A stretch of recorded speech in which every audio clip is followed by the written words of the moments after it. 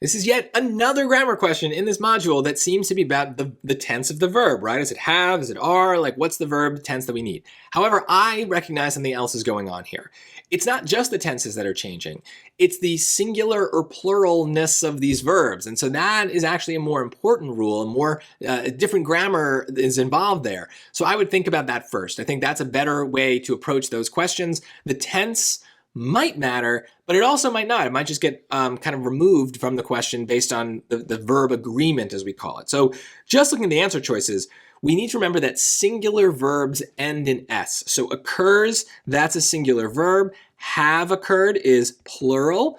Occur by itself is plural, and are occurring is also plural. So it's interesting, one of them is singular, the other three are plural. I wonder which one it's going to be. It's probably A, but let's take a look. The radiation that occurs during the decay of radioactive atomic nuclei is known as gamma radiation. Now, how do I know it's A grammatically? Because radiation is singular.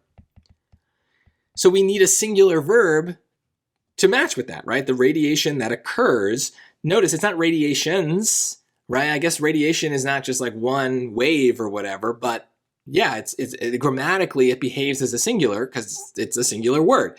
So that's all we're doing here is we're just matching that singular with this other singular here. This is called very formally subject-verb agreement.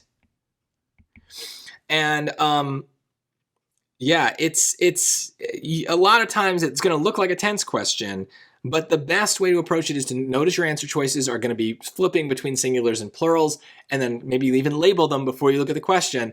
I won't say it's always going to be the case that if there's one singular and three plurals, that singular is the answer. It might not be, but just if you have nothing else to go on, that's a pretty solid reason to place a bet on something like choice A.